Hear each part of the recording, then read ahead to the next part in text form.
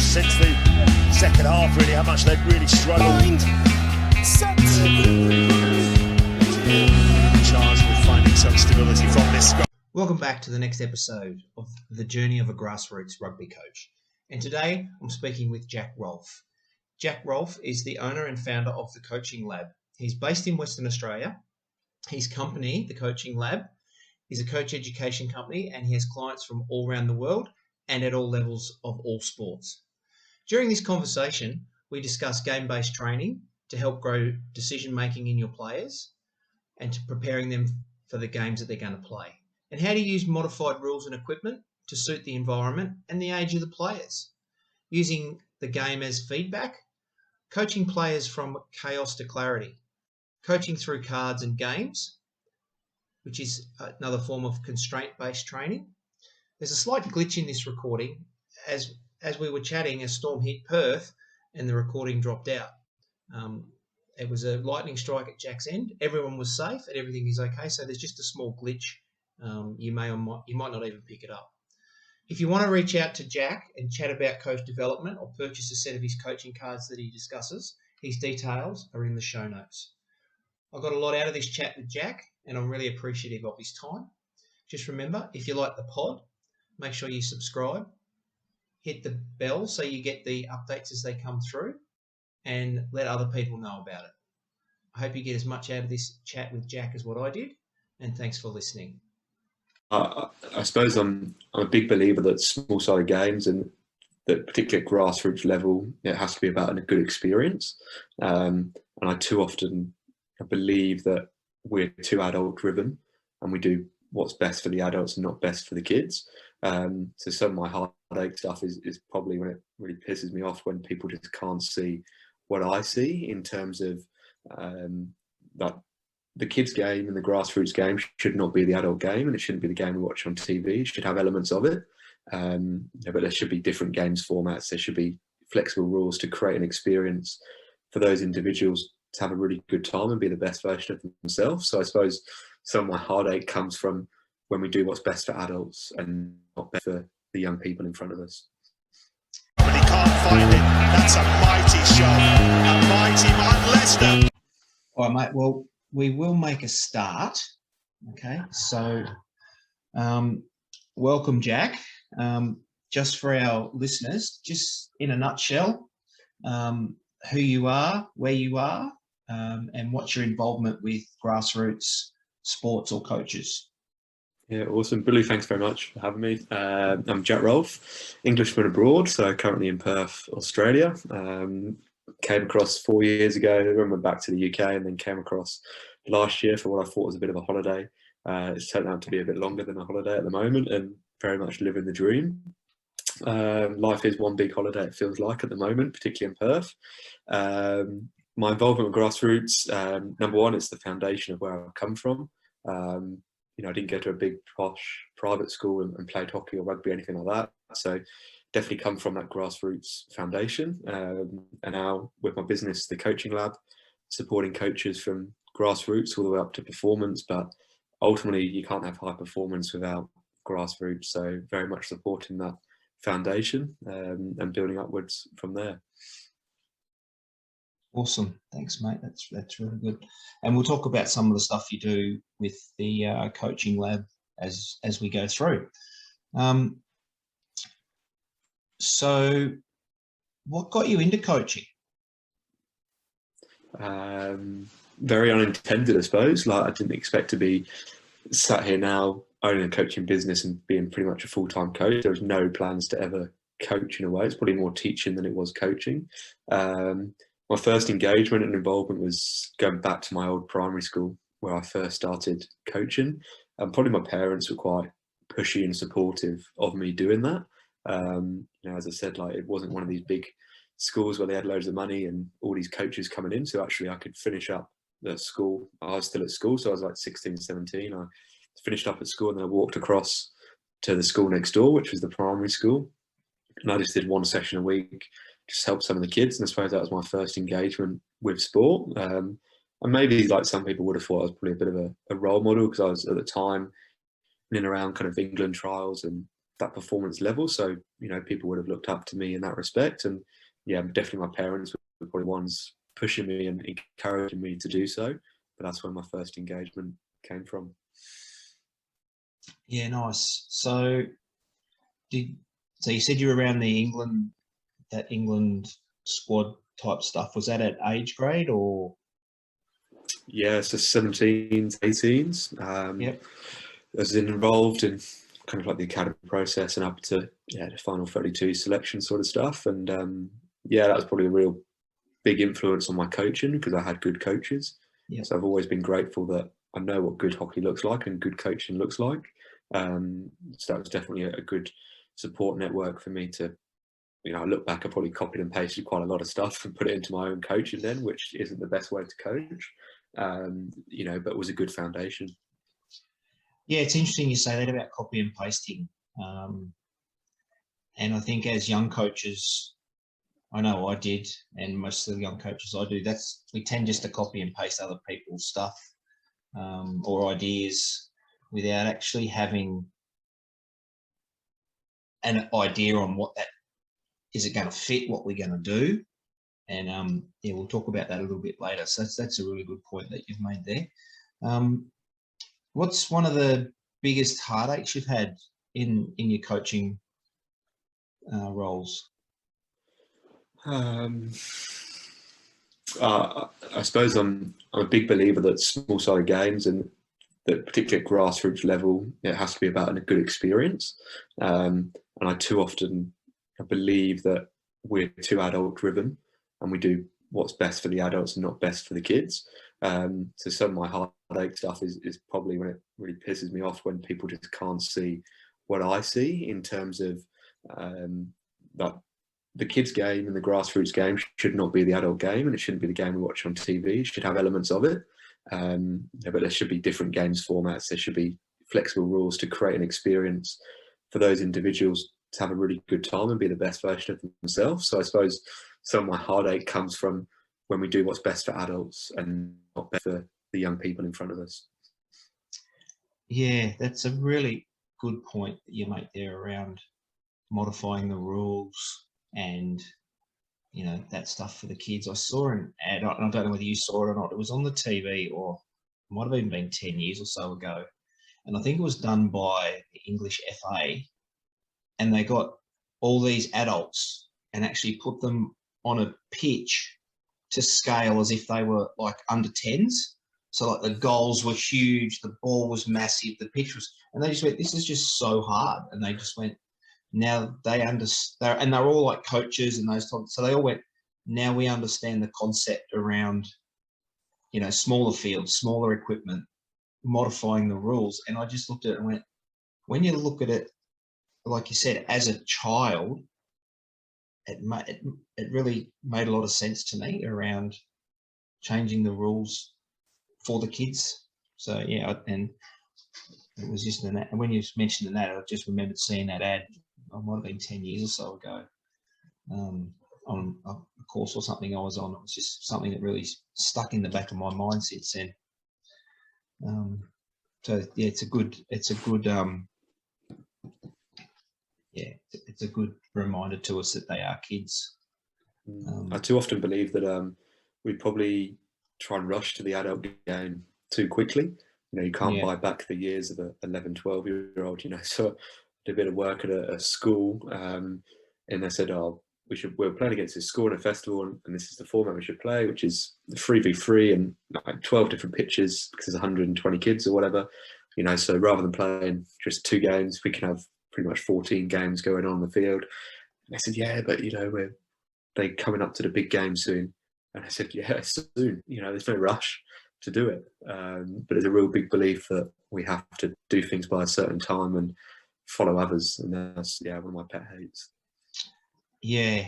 And if a kid at 11 or 12 can do the skills in that 3v3 situation, it's not a big ask for them then when they go, to whatever, 5-a-side or 7-a-side, or they've still got those core skills. And we rush players too much. So what about some of the greatest moments you've had coaching?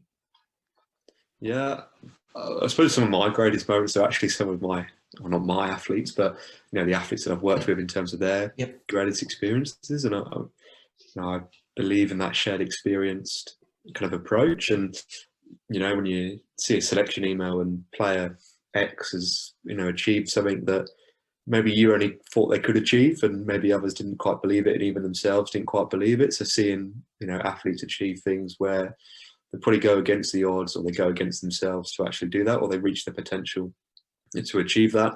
I suppose some of my successes, I just feel very grateful for where I am and who I get to work with. I get to work with coaches every day, and from guys trying to win a World Cup to guys on a Sunday morning, coaching footy or soccer or rugby. So, I feel quite lucky, and I suppose that's kind of a bit of an achievement for me that, I can just have coffee with loads of coaches and chat coaching pretty much every single day of my life. And that's a real big one for me. And when you asked the question, I wouldn't have said, winning medals. Like, that's not, it's about the journey for me, rather than the outcome. And I try and put that on the athletes that I work with, that you have to enjoy the journey, and if you enjoy the journey, the outcome's even better. Yeah, and that's interesting, because a lot of the coaches I've spoken to have actually very similar. They've gone, it's about, this player, or it's never really, a lot of coaches, it's never about them. Seeing kids get picked for the next level, or, or the kid that couldn't catch a ball can now, do these skills or whatever it is. So, it's a good mindset to have as a coach, is about that development of the players. And I feel like there's some stuff that I stand by. Like, I hate being in team photos. Like, it's just not me to be in team photos, because it's not about me. It's about the individuals, behind, and all that sort of stuff. I stand by quite strongly that, if they drag me in a photo, okay, I'll do it. But I wouldn't choose to be in a photo. It's about them, and it's not about me as a coach. Yeah, that's an interesting thought process, because you always see, every team photo I've seen, there's always everyone in there, like the coach and the manager and everyone. But I've been involved with teams where they've won a medal or something, and I've just gone, no guys, just you get this. Not I don't go and get it, because it's not about me. But yeah, the photo, that's an interesting twist on the same sort of mindset of, it's not about me. Yeah, interesting. Yeah, because I can't remember a team photo I've ever seen that hasn't got, a coach and a manager and, all these other people in it. Yeah, it's just something I stand by. And yeah, I kind of, maybe coaches are too self-indulgent sometimes, but it's it's not about me. It's about the athletes and their experiences. Yeah, no, that's a really insightful thought process around. And I totally understand where you're coming from with it too. But yeah, it's probably something that we don't think too much about when that time of year comes around. Yeah, that's really good, mate. Sorry, buddy, I think we just got hit by a storm. Oh, okay. I was going to say, you look like you were miles away, and then it just dropped out. So I thought, it must have been, because for a change, it's actually blue sky here in Melbourne. So no, all good, mate. These things happen. I was talking to a guy the other night, and his internet was that terrible he couldn't even turn his camera on. So yeah, it is what it is in this wonderful world of technology. So let's we'll try and pick up where we left off. So some lessons that you've learnt during your journey as a coach that you could pass on to a new coach, potentially a dad who's taken up coaching because his kid's going to play, or, so that first year where everything's apprehensive and, with that feeling we've all got. Yeah, there's a quote I use quite a bit, and it's not about the X's and O's, but the Jills and Joes. So actually, it's about the people. People win games and not tactics.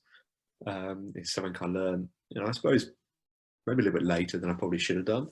But yeah, ultimately people win games and not tactics, which means, what's the impact on coaches? The relationships are important, the connections you have, the experiences they have, the feelings they have are really, really important.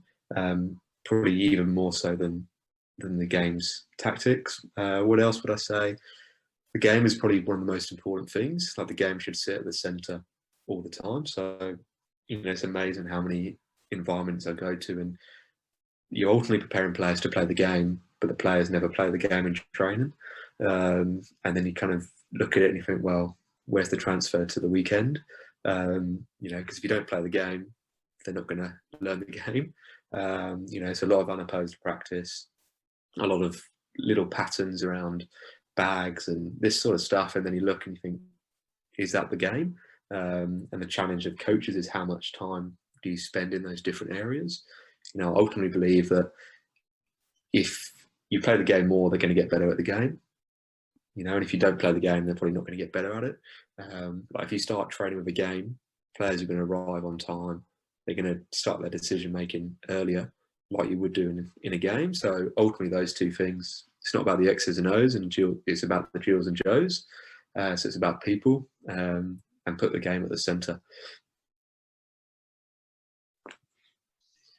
Yeah, nice. And I think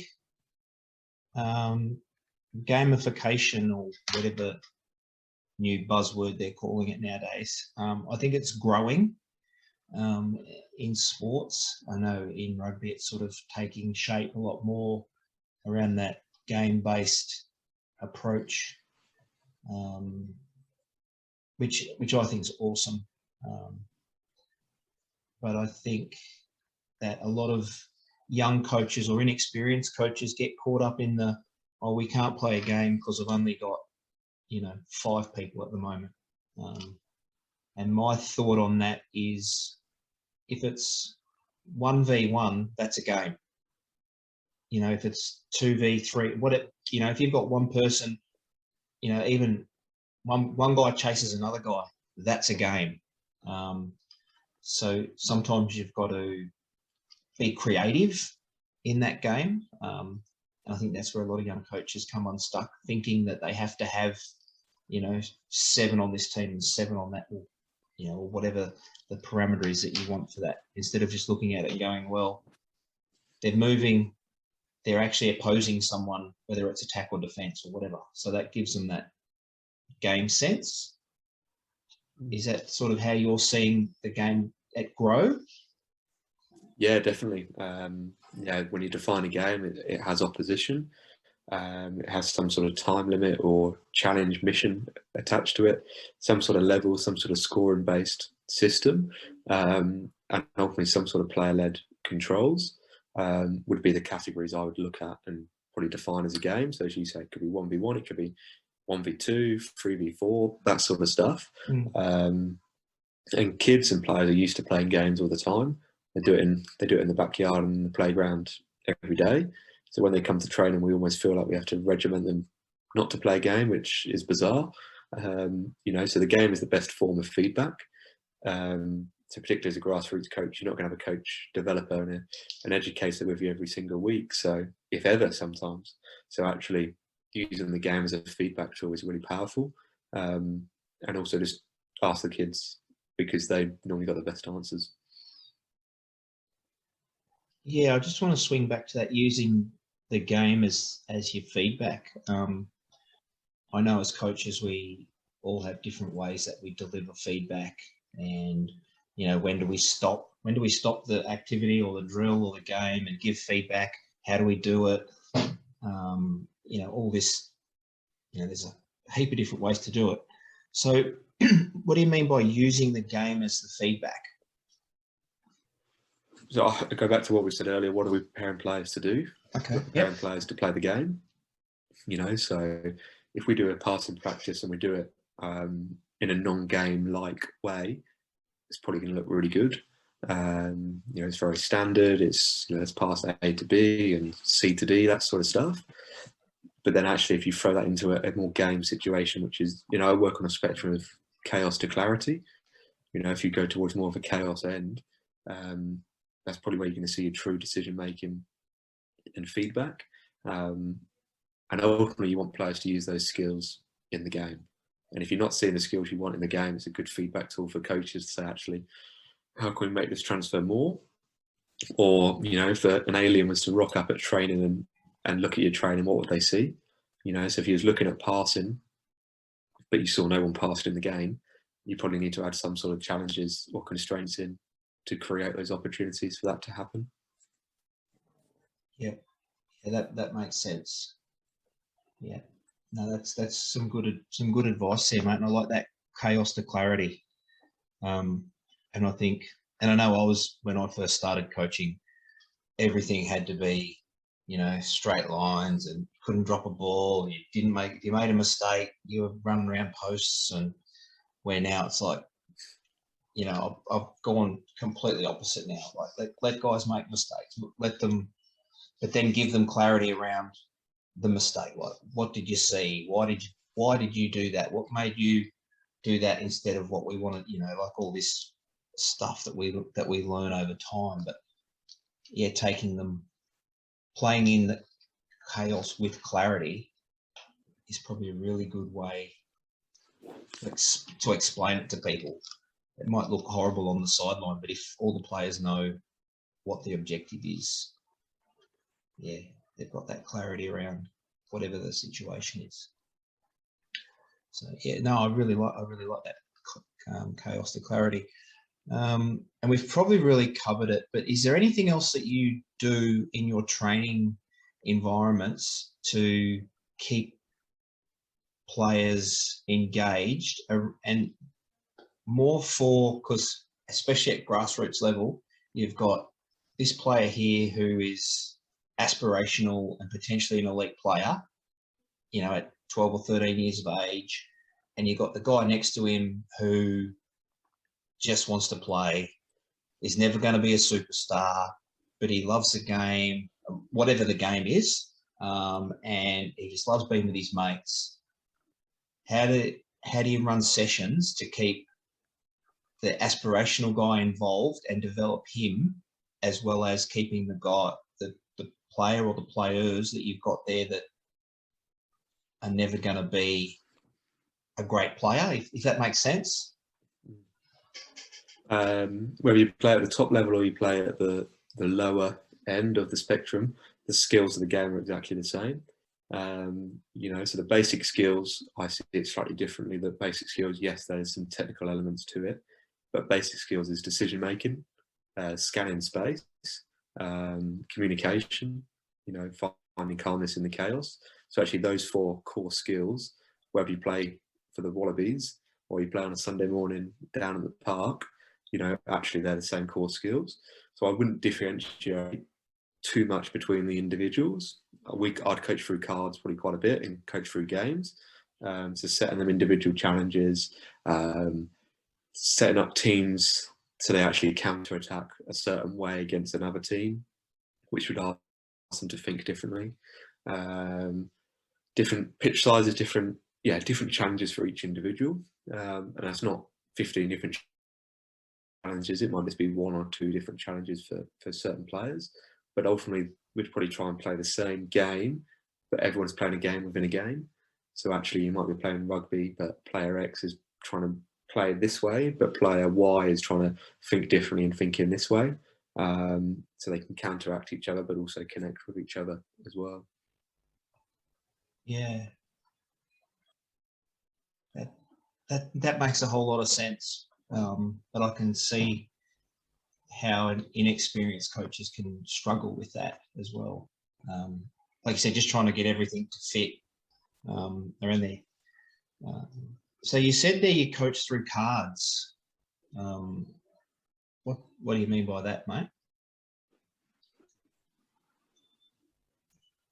Yeah, I suppose a little bit biased, but created a set of coaching cards, a set of match play cards about 2 years ago.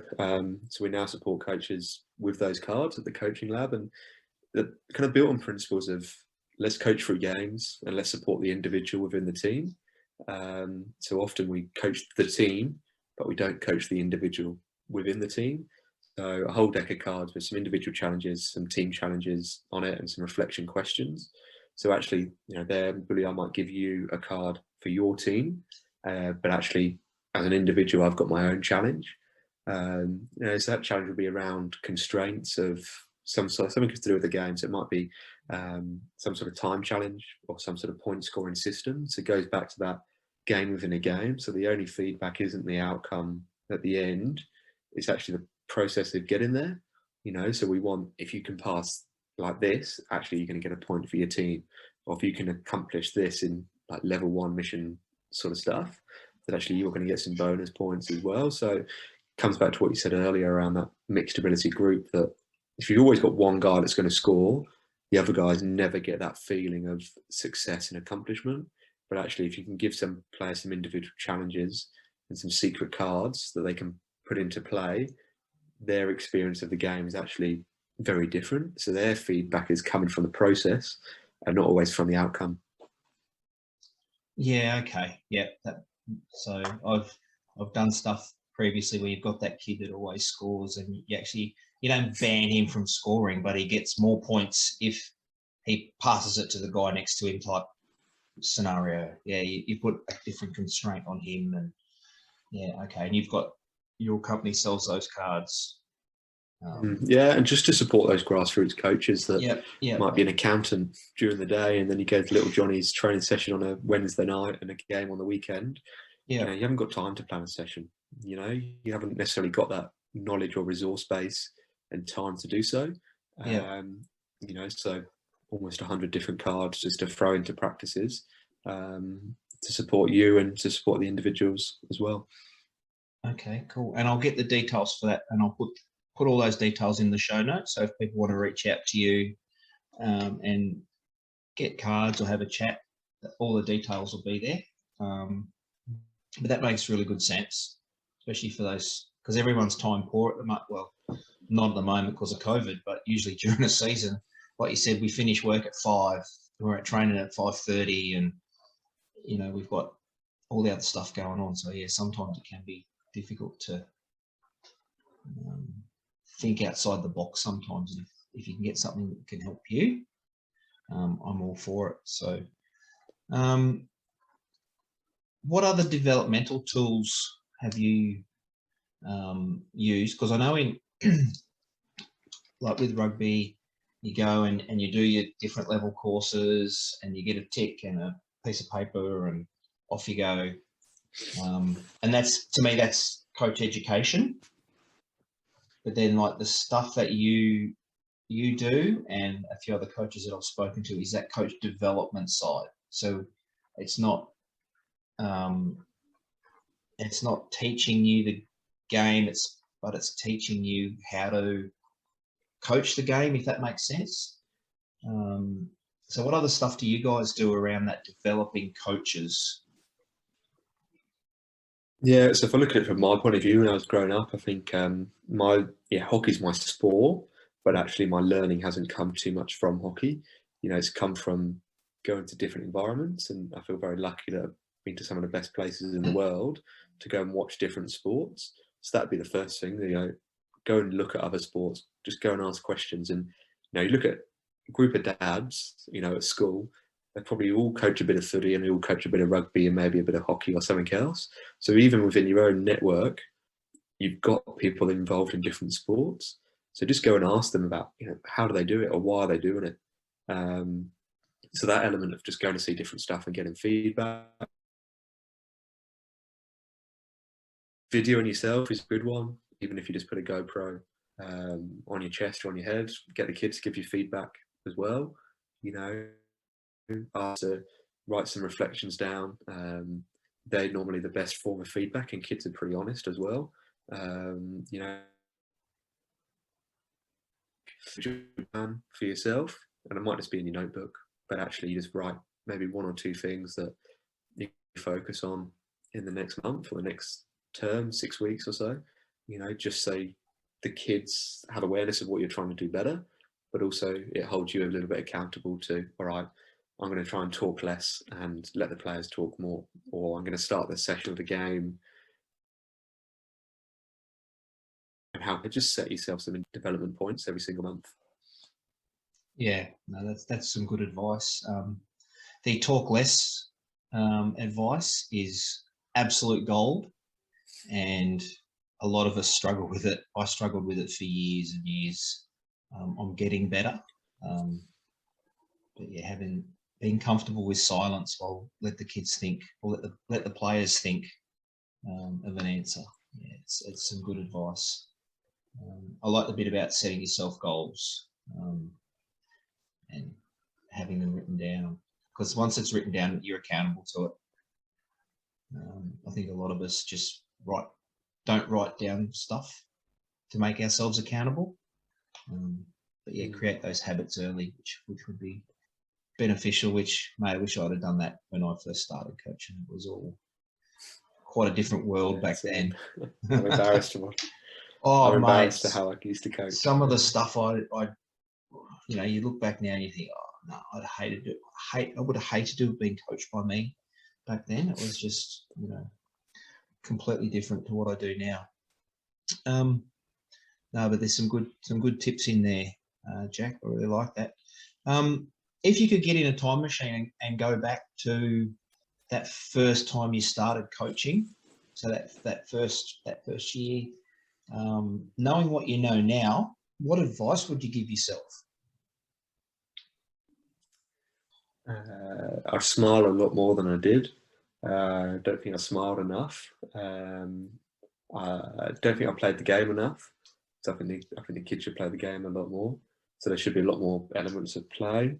And don't try and do everything within one session. So who cares if you don't progress through 3 different levels? Like, there's no rush to do it. So that'd be my thing. Don't rush. Smile more. And then coach through games and play the game a lot more. Yeah, I like that bit about smile more, especially at the junior level. The kids pick up on it really, really quickly if you're not portraying that you're in a good mood and you're enjoying it, and that just brings the whole session down. And I like the bit too where you said about don't try and get everything done in one session. There was a seminar I was on, and this guy was a high-level coach, and he said he might have 10 things that he wants to go through, but the top 3 are the things that he wants. Like, if he can get those, then he moves on to the next one. Then he'll move. And if he doesn't get those under those top 3 or top 2, whatever the decision is, he said they just move up the list for next week. And then, and I thought, well, that's a pretty good way of putting it, because as much as you try, sometimes you can't get what you want done in the time frame that you've got for whatever reason. So yeah, don't try and overdo it. And the kids don't learn it anyway if you overdo it and push through too quick. Yeah. No, that's been really good, mate. Really appreciate that. I think that's it from me. So the coaching lab, do you want to give us a little blurb on what you guys do, and what sort of programs you run and all that type of stuff? Yeah, so ultimately we have a bit of a hashtag that we want to change the game, and that ultimately means that we want to help coaches add challenges into games. We want to help coaches coach through games, and then support the individuals within that. So, as we said earlier, a couple of decks of match play cards that we've designed, multi-sport challenges, particularly around the invasion game sort of space, some team challenges, player challenges, some stuff for their coaches to get some feedback, reflection questions to go into. And it's had some cool impact. We support coaches in 35 different countries around the world, from guys looking to win a World Cup to, as we say, Sunday morning coaches, all using the same product, all using the same cards. So it doesn't tell the coach how to coach, but tells them and supports them to do so in a way that the coach still needs to coach. So it's just a toolkit, something in the toolbox to use to really be a supportive tool. Yeah, great. So do you guys run like seminars or clinics or stuff like that for the coaches? Yeah, so we support coaches, whether that's through webinars, workshops, from school teachers going into the schools to do some coach education, coach development stuff, to just looking at clubs as well, just igniting some conversation and facilitating some discussion around certain topics, and just, being a different voice. I think it's really valuable for one of us to go in and just ask different questions. We've all got different experiences, but for someone neutral to go into an environment that we wouldn't normally see all the time, just to ask questions that wouldn't normally be asked, maybe, to connect different age group coaches together, and just support the coaches to be the best version of themselves, because we know that you only know what you know, so you're only coaching in a way that you've either been coached or coached to the ceiling of the knowledge and the experience you've got. But if we can broaden that and increase that, we're going to have better coaches, and the better coaches, the better players we've got. Yeah, and that's a good point. You can only coach to the level that you know. And I know myself and a lot of the coaches I talk to is the more we learn, the more we realise what we don't know. So you haven't, like you said, having those people there to help us get through those, and just a different voice sometimes is great. So like I said, mate, I'll put all that information around the coaching lab and how people can contact you. That'll all go in the show notes. So if anyone wants to reach out to you, they can do that. Mate, I really appreciate your time. I know time is precious for you guys over there in the West that can actually live a normal life at the moment. But no, thanks very much for your time, mate. And I've got a page full of notes here, so hopefully our listeners took as much away from it as what I did. So, mate, like I said, I really appreciate your time. Awesome. No, always happy to help, and anyone can reach out anytime. Cool. Thanks, mate. Top stuff. Awesome. Thanks, Billy. That is monstrous. Held at the back by the foot of Ben